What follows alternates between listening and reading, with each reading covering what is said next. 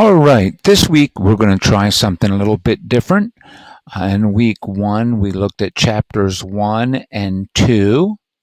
In week two, we looked at chapters 3 and 4. Now we're going to start to apply the material that we've learned, and we're going to do that through inferential statistics. Let's take a little look at where we've gone so far. What is a statistic? Okay. Uh, well, before we talk about statistics, we have to talk about a population. A population is everything uh, of interest to us. Whatever we're studying, dogs, cats, people, rats, the population includes all of them. Okay. A parameter has to do with a population. When we can't look at the entire population, we have to look at a statistic. A statistic is when we take a sample and examine characteristics of that sample. A characteristic of a sample is a statistic. Whenever we're talking about statistics, we're always using samples. Okay, if we could do a census and study the whole population, we could, and we wouldn't even need statistics. There's a couple of different kinds of statistics that we're going to be looking at. Of statistics, we're going to be looking at descriptive statistics. That's what we've done in the last 2 weeks. We've looked at descriptive statistics. Okay, what does descriptive statistics do for us? We organize, we summarize, we simplify, and we present the data. This is the data that we've found. How about inferential statistics? In inferential statistics, we go a step beyond that. We generalize from samples to the populations. We do hypothesis testing, which we'll define, and we look at relationships among variables, and we use that to make predictions. There's three types of descriptive statistics that we've talked about. The first one is just a frequency distribution. Just present the data that we have, all the number of articles that fall into a particular category. As a frequency distribution. It may be a histogram or a bar chart.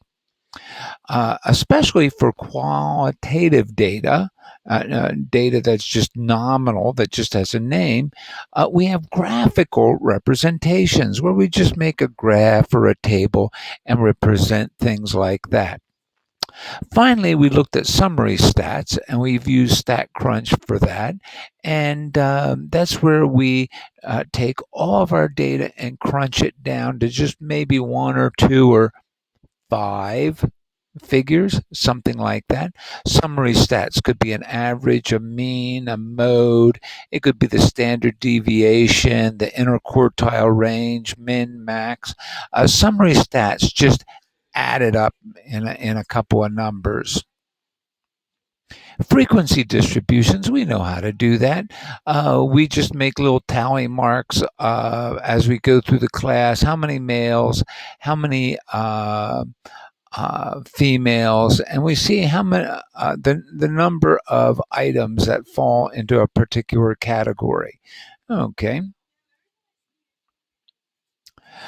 We categorize the data on the basis of more than one variable.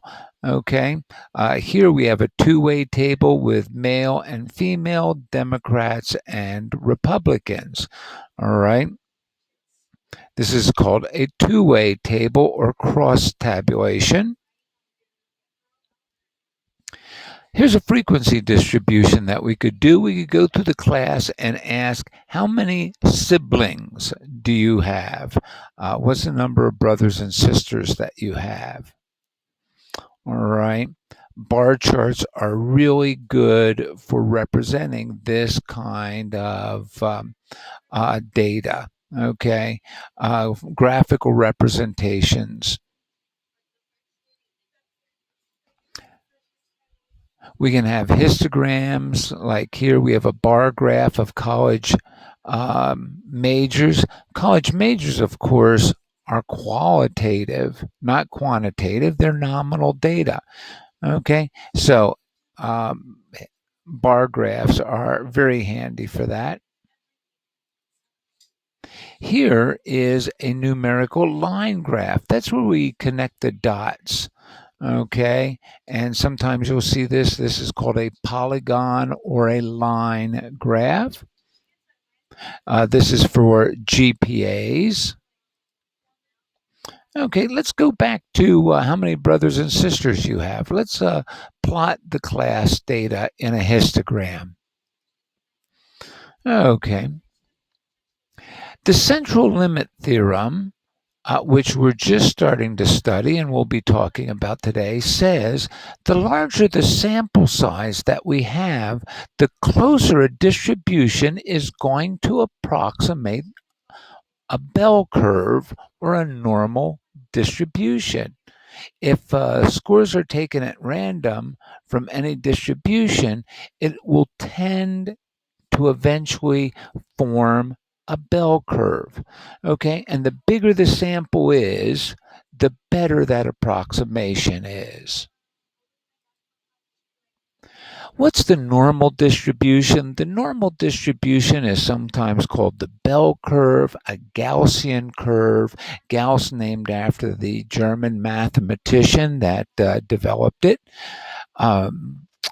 But we sometimes call it a bell curve or the normal curve. If you have data that's a nice lump, unimodal and symmetric, most of the times we just assume that it is a bell curve. If it's not, if we take large enough samples from our data and average them, those averages will become a bell curve. That is the central limit theorem. When we look at a normal distribution within one standard deviation, we've got about 2/3, 68% of the data. Within two standard deviations, we've got 95 and a half, about 95%. Above two standard deviations, we've got about the last 2.5% high, the last 2.5% low. Almost any number that depends on a lot of other numbers will fall into a normal distribution. Body temperature, shoe size, diameters of trees, weights, height, blood pressure, just almost anything like that. And if it doesn't, well, then we try to fit it into the normal distribution anyhow. Here's a nice normal distribution at the top. It's symmetric and it's unimodal. What is not a good bell curve? Well, on the left, on the bottom, we've got a bimodal distribution. It looks like a camel's back. Okay. The next one in the middle on the bottom has a positive or a right skew, and the next one has a negative or a left skew. These three in the bottom don't look too much like a normal distribution. However, in these bottom ones, we're going to see a rule called the central limit theorem. The central limit theorem says if I take samples of 50 and average out of one of these odd distribution, those averages will become a normal distribution as long as I have a good number that I'm averaging together. Summary statistics can describe data in just two numbers. One is the limit of the the central tendency that says what is average and what is normal. The second is what is the measure of variation. I'm going to take a short break here and we'll continue.